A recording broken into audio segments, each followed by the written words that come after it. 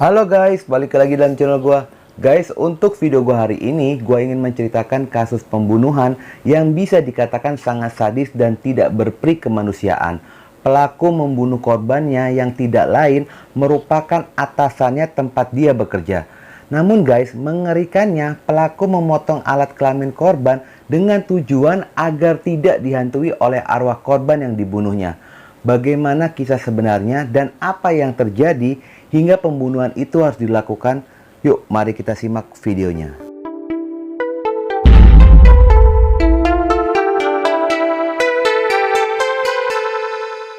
Sudah genap 4 tahun Terosman bersama dengan anaknya Rio bekerja di sebuah perkebunan sawit milik Dasrullah di daerah Batanghari, Kota Jambi. Keseharian mereka bekerja sebagai buruh upah tani seperti membantu menanam sawit, menjaga dan memanen perkebunan sawit tersebut. Awalnya Terosman dijanjikan akan diberikan upah 2 juta per bulan. Namun pada kenyataannya, Terosman hanya diberikan 200.000 per ton dari setiap panennya. Sementara sawit baru bisa dipanen selama 2 tahun. Jadi istilahnya sebelum panen dia tidak bisa menerima upah. Hingga masa panen sawit pun tiba dan total panen sebanyak 8 ton berjumlah 8 juta rupiah. Dasrullah sendiri yang merupakan warga Solok, Sumatera Barat datang dan menagih setoran hasil panen kepada Terosman. Pada saat mereka sudah berada dalam pondok, disitulah Dasrullah menagih uang hasil panen. Terosman pun memberikan setoran hasil panen tersebut. Namun uang yang diterima oleh Dasrullah hanya berjumlah 3 juta rupiah. Spontan saja Dasrullah mempertanyakan kemana yang 5 juta lagi. Terosman pun menjawab dengan ngotot jika hasil panen hanya berjumlah 3 juta rupiah. Ternyata guys, uang 5 jutanya itu sudah diambil oleh Terosman karena dia merasa kurang jika diberikan upah 200.000 per tonnya. Karena tidak merasa puas menerima hasil panen sawit tersebut, akhirnya sikap Dasrullah pun semakin semena-mena kepada Terosman. Sejak dari itu, Dasrullah tidak pernah menyetok bahan pakan untuk Terosman dan juga Rio anaknya, yang membuat mereka di tengah-tengah perkebunan sawit, mereka sering merasa kelaparan. Terosman sudah beberapa kali minta untuk dibawakan stok makanan, namun Dasrullah selalu beralasan. Hingga menjelang panen berikutnya pada tanggal 2 November 2017, Dasrullah menelpon Terosman memberi kabar jika dia akan datang dan menginap di pondok perkebunan tersebut. Untuk kesekian kalinya, Terosman meminta untuk sekalian dibawakan stok makanan. Pada hari Sabtu tanggal 4 November 2017 menjelang petang, Dasrullah pun datang ke pondok perkebunannya. Namun Dasrullah datang tanpa membawa stok makanan yang dipesan oleh Terosman. Terosman pun yang melihat itu masih tetap menahan emosinya dan Dasrullah memberikan uang sebesar 25.000 untuk berbelanja. Namun pesanan Dasrullah untuk berbelanja melebihi uang yang diberikan. Tetapi seakan-akan dia berpura-pura tidak tahu jika uang yang diberikan itu kurang. Walaupun begitu, Terosman pun tetap pergi untuk berbelanja. Terosman yang sedang dalam perjalanan ke warung bertemu dengan Rio anaknya. Dia merasa kasihan kepada Rio yang sedang kelaparan. Yang akhirnya Terosman memberikan uang 25.000 kepada Rio untuk membeli makanan. Sementara Terosman memutuskan untuk membeli pesanan Dasrullah dengan cara mengutang di warung. Namun hingga malam hari Terosman tak kunjung datang dan itu membuat Dasrullah sangat kesal karena lama menunggu. Tetapi nggak selang lama akhirnya Terosman pun tiba. Disitulah Dasrullah langsung marah dan memaki Terosman. Terlebih dia mengetahui jika Terosman berhutang di warung. Untuk meredakan tensi amarahnya Dasrullah, Terosman pun meminta izin pergi memancing untuk mencari ikan di sungai sebagai bahan lauk pakan malam. Setelah kembali ke pondok, Terosman membawa hasil pancingan berupa ikan lele lalu digoreng dan dimakan bersama dengan Dasrullah. Namun guys, pada saat makan bersama itu keluar omongan dari Dasrullah yang sifatnya merendahkan Terosman. Sejak itulah emosi Terosman sudah tidak bisa ditahan lagi. Pada saat Dasrullah sedang tertidur, Terosman yang masih merasa kesal di dalam hatinya sudah tidak bisa ditahan lagi. Dia pun segera mengambil sebilah golok lalu membukanya dari sarungnya dan langsung menebaskan golok tersebut yang mengenai tangan kirinya dari Dasrullah. Dasrullah pun terbangun dan langsung berteriak meminta tolong. Karena khawatir teriakannya terdengar oleh orang lain, Terosman semakin beringas dan membabi buta.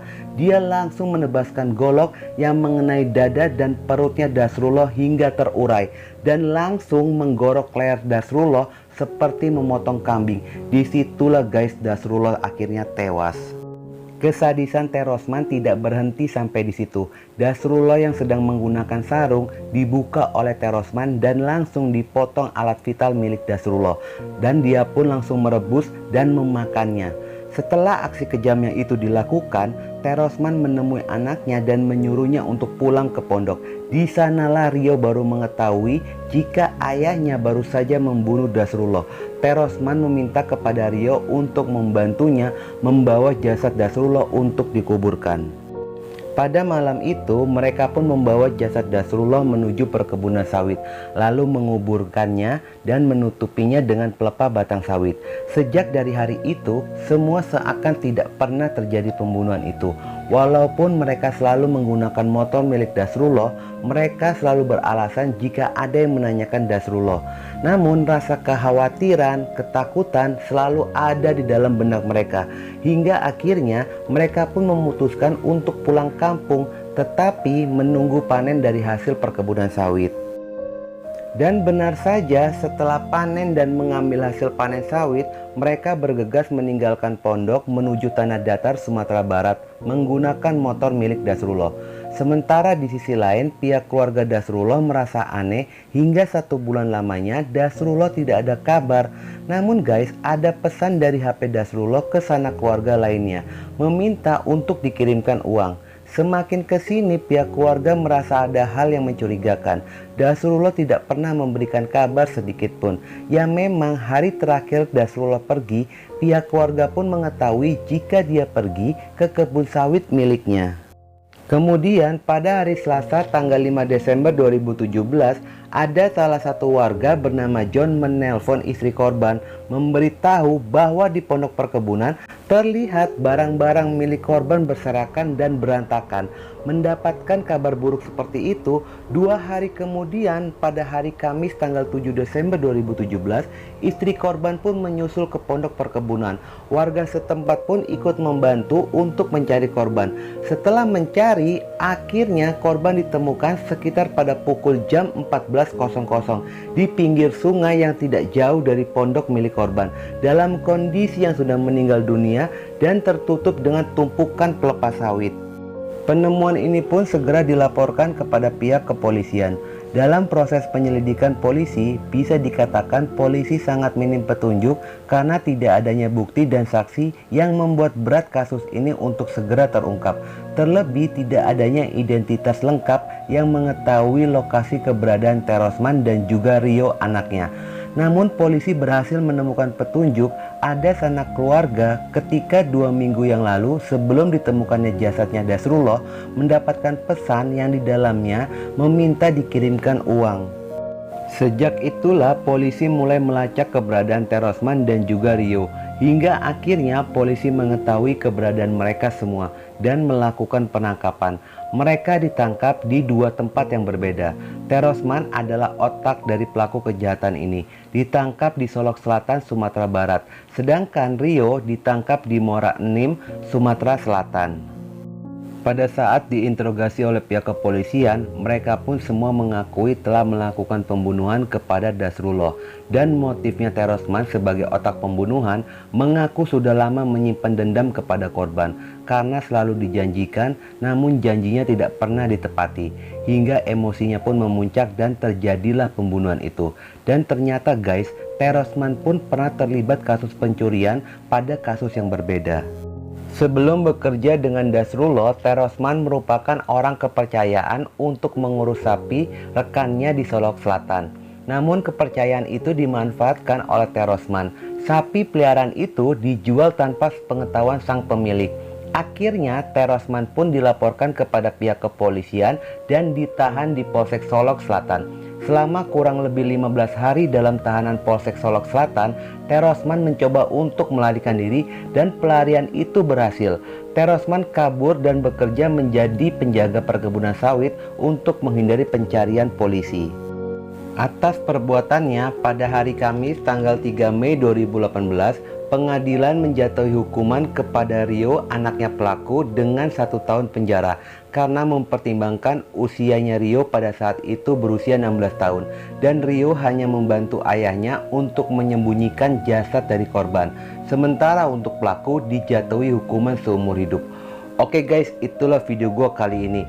Semoga kalian terhibur dan bisa mengambil pelajaran dari kisah ini. Dan jangan lupa ikuti terus video gue. Oke?